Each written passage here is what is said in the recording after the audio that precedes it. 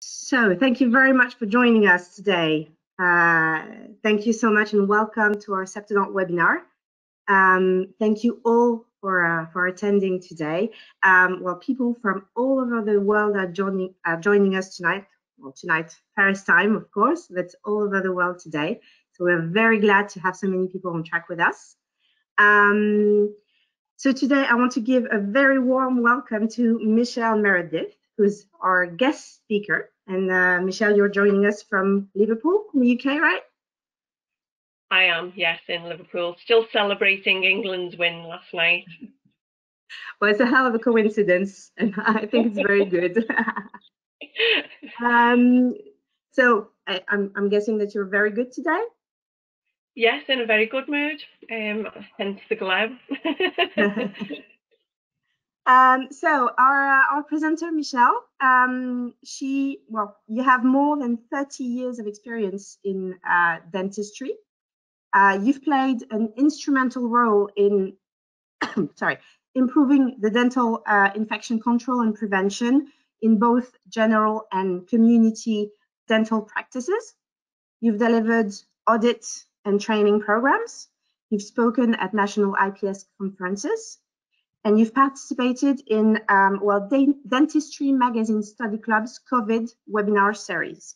Very up to date.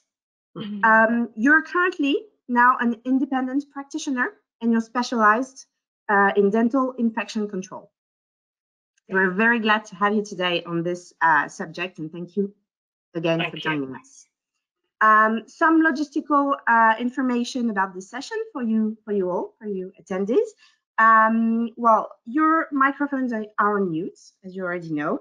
It will remain like this throughout the whole session. Please do not hesitate to ask questions. You have a dedicated box in the area of the control panel. Your questions will be answered at the end of the session of the lecture, so please stay tuned with us. There will be about 15 minutes presentation by Michelle, and then we'll have a Q&A session. Also, just so you know, the webinar will be recorded today, and we will post it, and you will receive the link later on to the link to the replay. But first, I wanted to start with a couple of questions for you, our attendees. And just before Michelle talks us through how important this safe needle theme is today, well, let's talk about needle stick injuries and ask you a few questions. Just so you know, I think that Michelle's webcam has a little bit of issues today, still celebrating England's winning last night, but I think that we can still hear your audio. Michelle, you're still here, right? I'm still with you, yes. Okay, so we'll just do the polls and hope that Michelle's camera comes back to us. So here you go. You should see on your screen a poll in progress. Do not hesitate to participate in it. So we want to know basically if you or someone in your entourage has already sustained a needle stick injury. The difference, the separation in between the yes answers is very important to us, and we'll explain it to you afterwards. So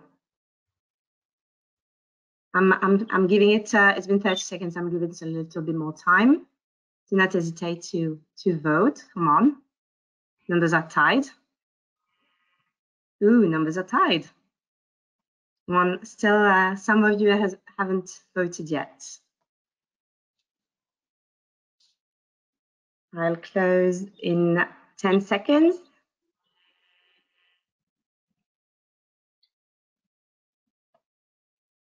Okay, so let's close it. Thank you for your answers. I will share the results now with you. So we do have a majority of people saying they haven't sustained a needle stick injury, which is really good, but of course, hopefully not, but it can still happen. And Michelle, maybe you want to talk about the distinction that we did before for the yeses. we were going to do just a simple yes or no, but obviously with COVID hitting globally, and I know a lot of the practices closed down and different things, that we thought we'd extend one of them for in the past 2 years. And also because of the European guidance as well, where we had to be compliant with ensuring we used safer sharps and things like that.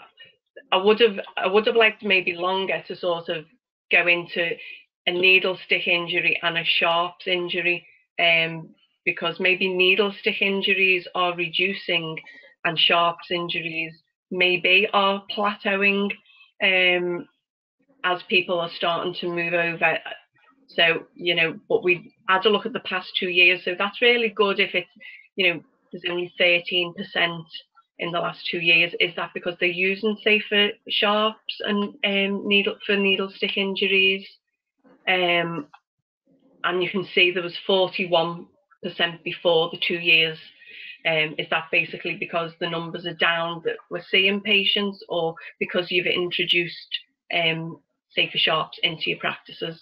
So there's lots of discussion within your surgeries about that question, and ones that maybe if we had longer we could sort of really delve into and discuss. Yeah, but basically, thank you very much for like bridging to the next question, because because we have another poll for you guys. So I'll just run it. Thank you for answering. And now there's a second poll. So obviously you are mostly dentists and dental nurses in the attendance, but a lot of you work for dental practices. So do you or your dentist currently use a safety injection device? Ooh, it's already the numbers are going up.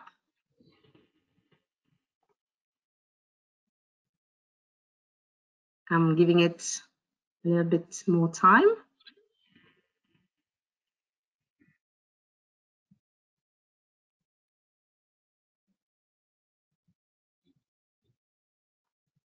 Oh, the yes and the no's are starting to equalize. 10 more seconds. Please vote.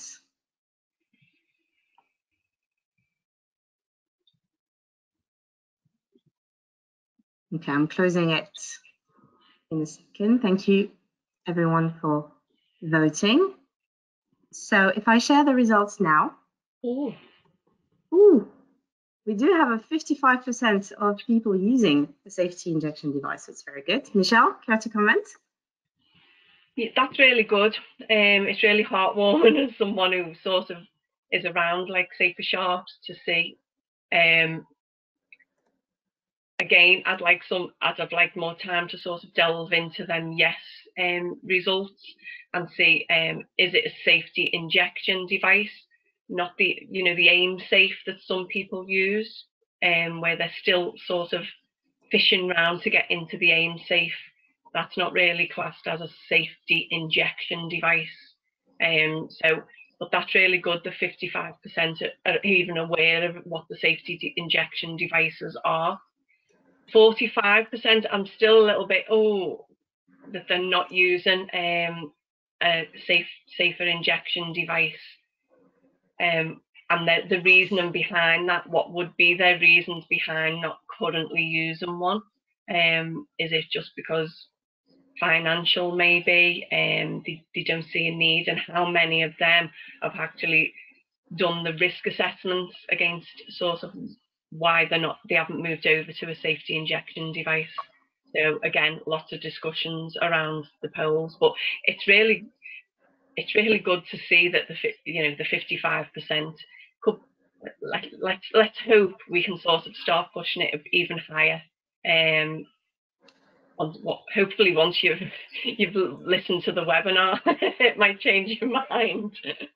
We can only hope. Yes, crossing fingers. Thank you very much. Thank you very much to our attendees for participating in those polls. Thank you, Michelle, for commenting. And of course, it's there for a purpose. And of course, it's to help us go into the next part, which is obviously our webinar. So next thing, we are going to move on to our guest presentation. It was previously recorded, so you will see a change of scenery. But we will be back in about 15 minutes to take the Q&A. Well, sit back, relax, and enjoy the lecture. See you in a bit, and don't hesitate to ask questions through the dedicated area in the control panel. Okay, I will show that presentation now.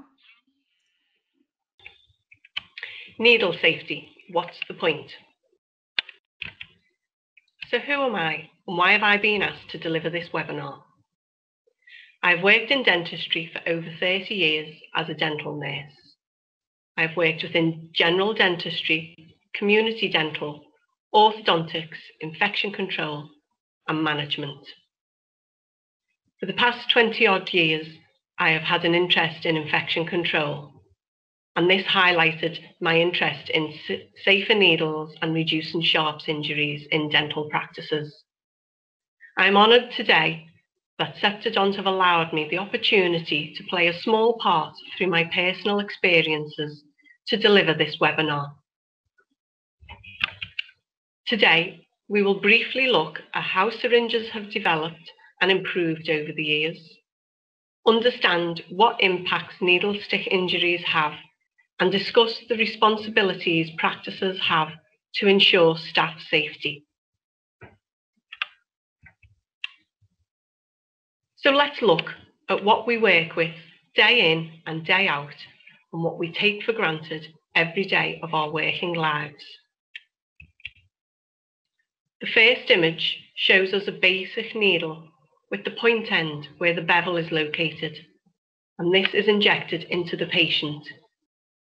At the other end, the butt end is inserted into the solution or anaesthetic, and in the middle is the hub.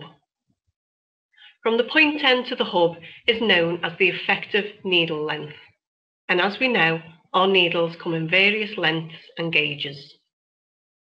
On the second image, which is of a dentist's traditional metal syringe, there are 8 components. The thread being number 1, followed by the harpoon, which can be different with an aspirating syringe. Then the piston and the barrel, the finger grip, the finger bar and the thumb ring, closely followed by number 8, the plastic cover on the actual needle. So why am I going through all this with you?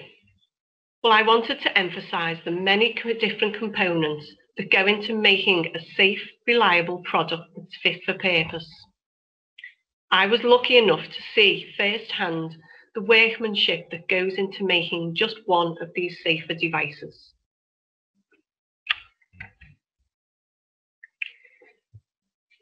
The earliest records in Greek and modern literature show us that syringes were used, but their medicinal use was first documented in 1650. You can see from these pictures, the design has not changed too much, but some of the components have. We have a cartridge built in picture number 2.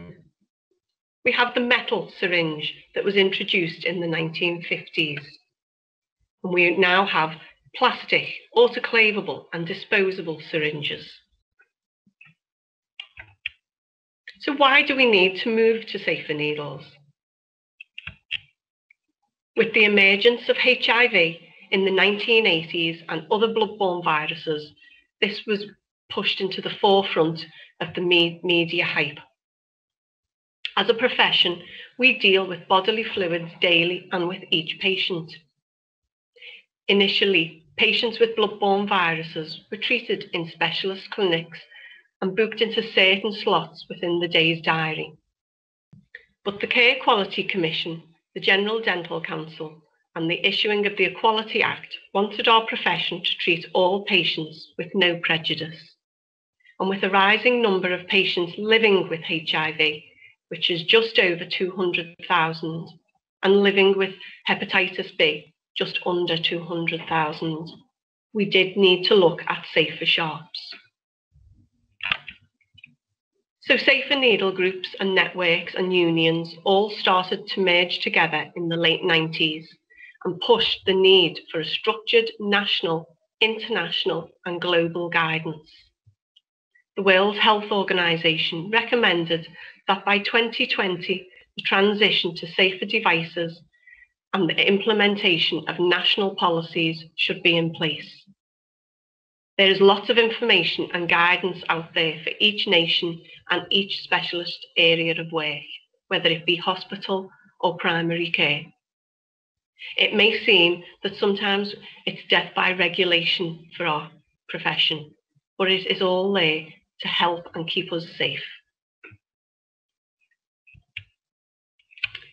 As you can see from the chart, the risk of recapping needles, the use of local anaesthetic, the washing of instruments and decontamination, but that's a whole new webinar, and sharps disposal are just 4 areas in which if we tackled, we could halve needle stick injuries.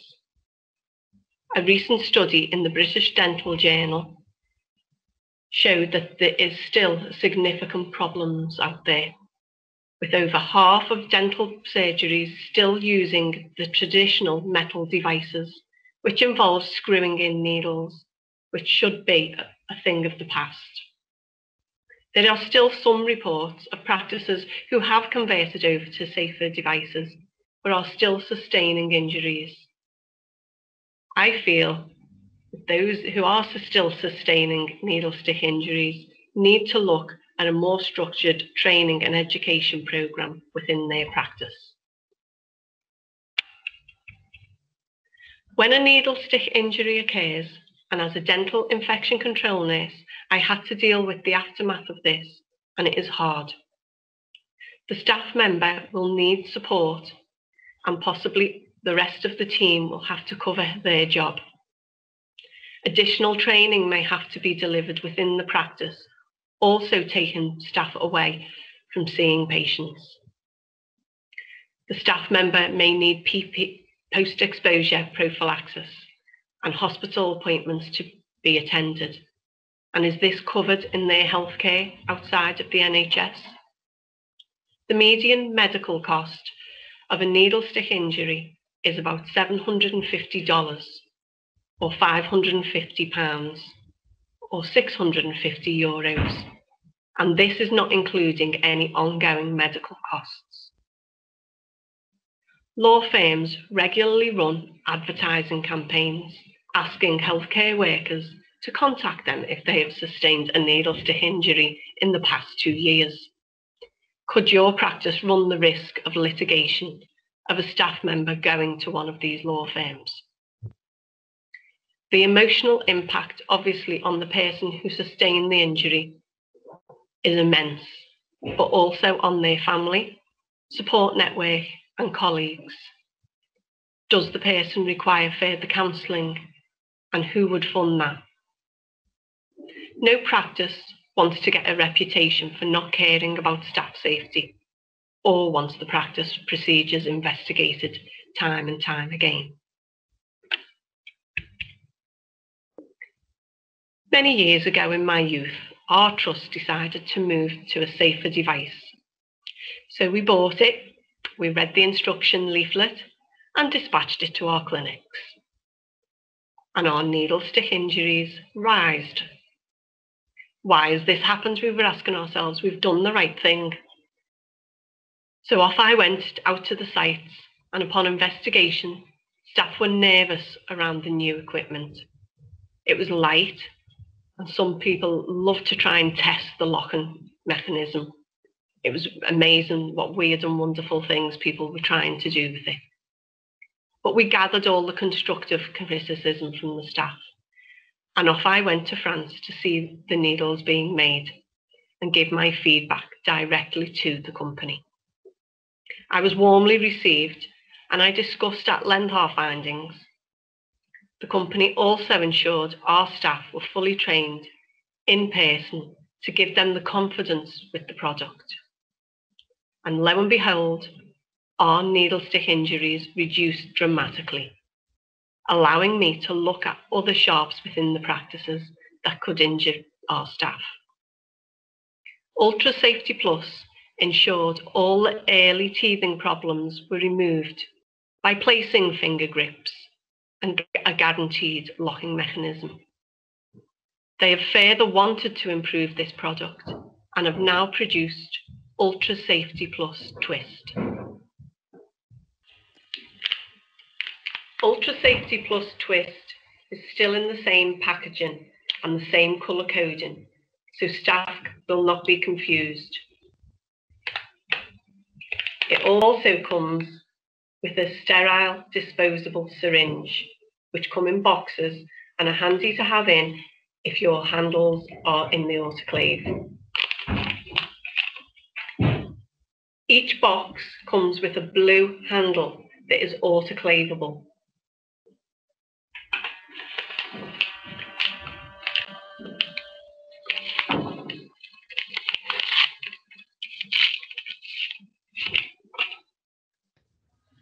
So you load the cartridge as normal.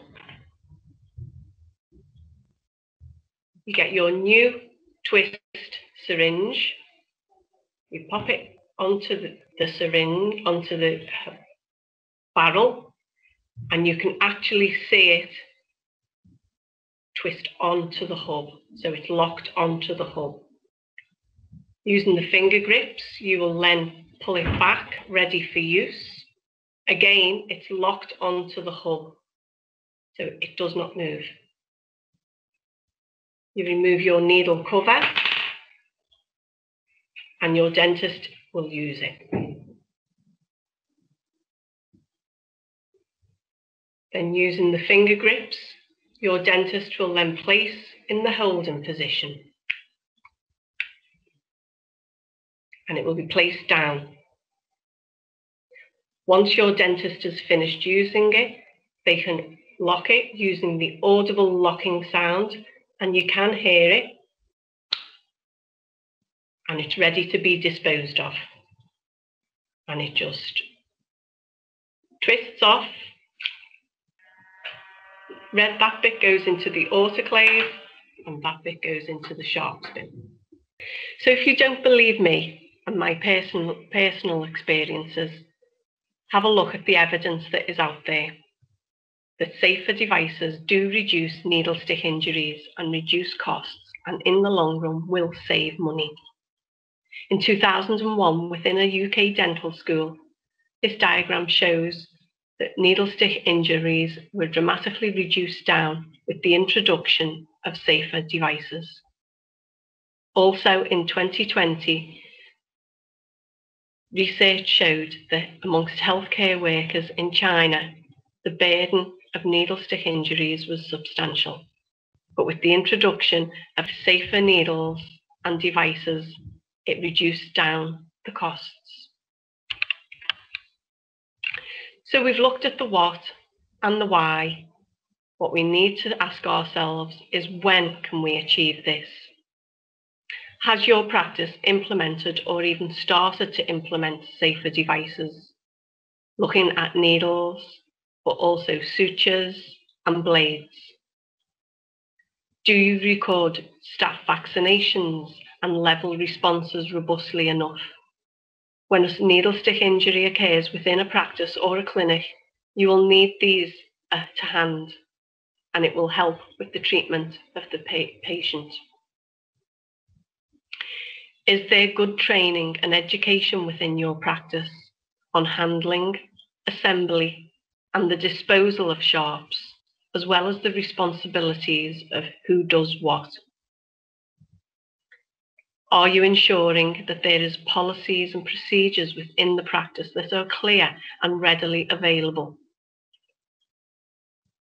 Good reporting mechanisms and a no-blame culture in your practice. Don't let fear or reputation come into someone not reporting a needle stick injury. Do you have good links with occupational health departments for guidance and immediate attention when a needle stick injury occurs? Where would you send your staff member if they if they sustained a needle stick injury. Once these are ticked, or even partly ticked, your team will feel valued and appreciated for the risks that they take every day within your practice. Thank you for listening, and if you have any questions or further queries or need any further help, you can contact me on the email address on the screen.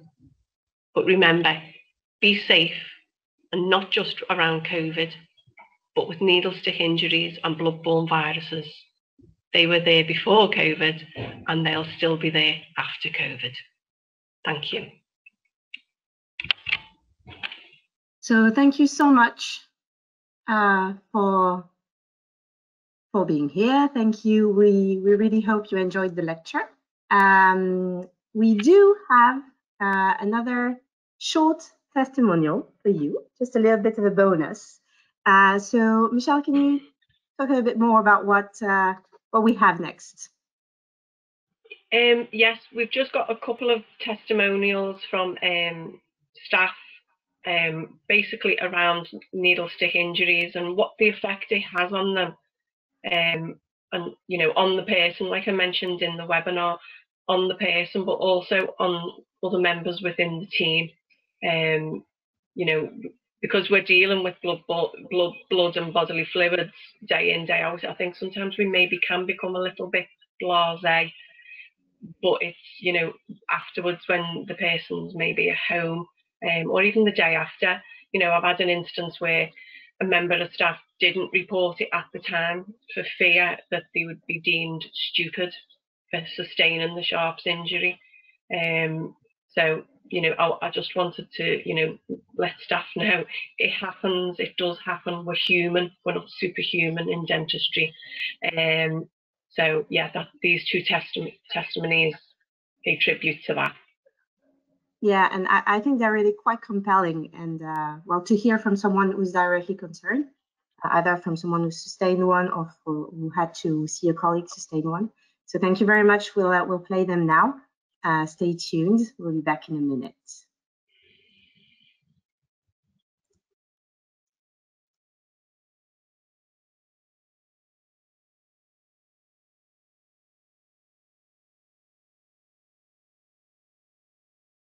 A few years after qualifying as a dental nurse, whilst dismantling a local syringe, I got a needle stick injury. I felt stupid at first, I've done the process loads of times, but I knew I had to tell my dentist, who was very reassuring. We ensured we followed the first aid procedure, and also he located my personal file to get all my Hep B information. We also documented it in our accident book. It was then that I began to worry, as it was a used needle. Somebody had already checked the patient's medical history, and there was indication of a blood-borne virus. After a discussion with our occupational health team, it was advised that I attend, which I did. They gave me lots of information and reassurance and took some blood.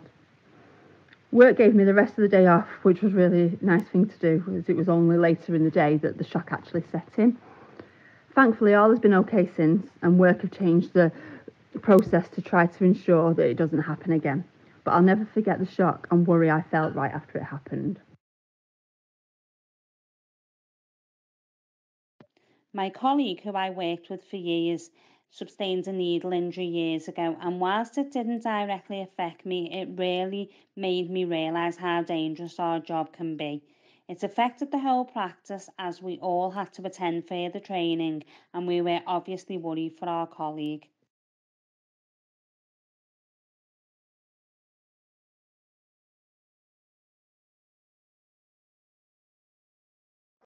So what we've heard was very interesting, as you said earlier.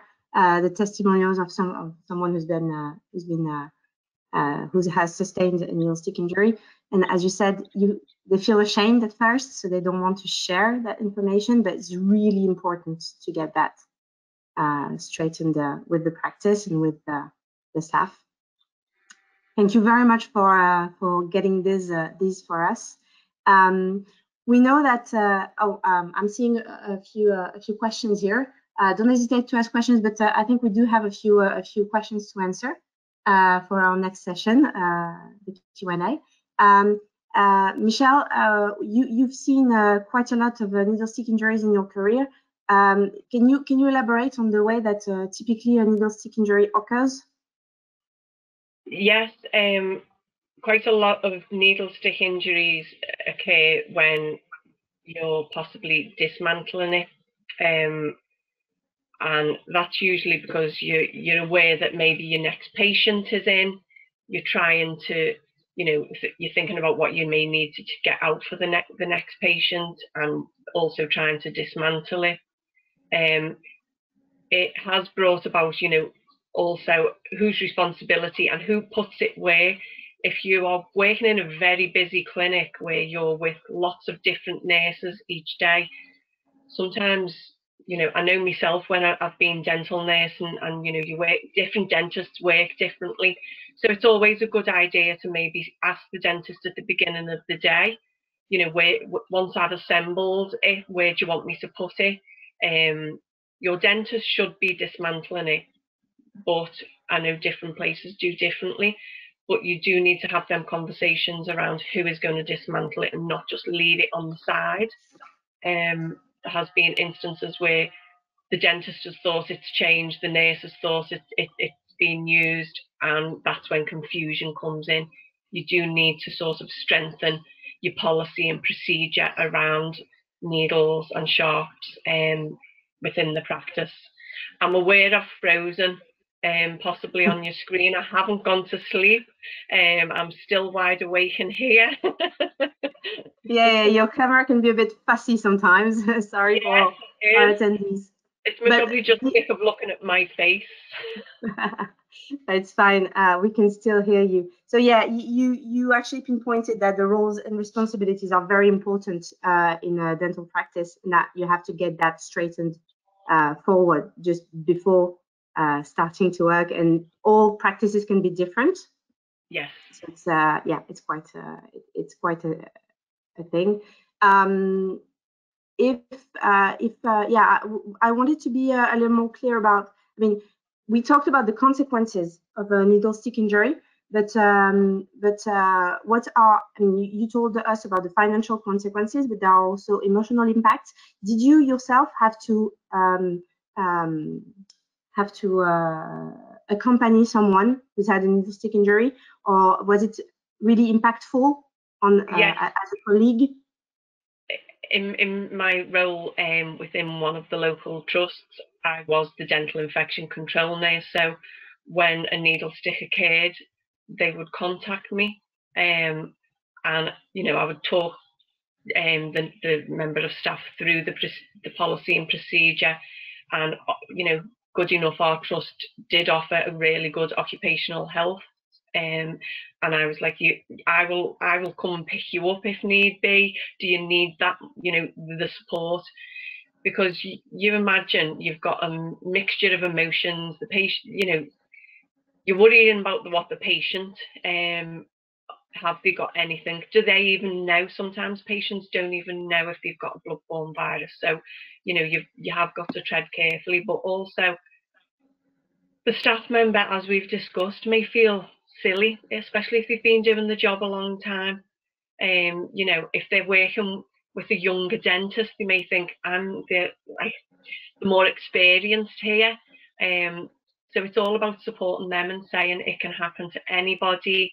And I did accompany a couple of members of staff to occupational health. Obviously, I didn't go in with them, but they just needed somebody to guide them through until they've cleared their head, until they've got all the information, and it made them feel valued and appreciated within the profession, which and especially nowadays, I know it's all over the internet and the forums. A lot of our staff, dentists and nurses, were not feeling appreciated by Joe Public. So at least let's appreciate each other and help each other through this, because like I said at the end, blood-borne viruses are not going to go away. I know I said when COVID goes away, but it keeps coming back in a different form. Yeah, I was going to ask you. Do you think what kind of impact has had COVID on you? You were mentioning it earlier. Yeah, I personally feel like, and rightly so, when it first hit, you know, we did have to concentrate on COVID, and it, you know, it did sort of come out of the blue, even though in England we had to deal with swine flu a few years ago, so I was able to pull all the information on that. But I think we've sort of forgotten about everything else a little bit that we still need to keep on top of. So around needle sticks, safer sharps, that is still there. You know, COVID rates are coming down, but you know, we have to keep on top of our bread and butter, what we've always done.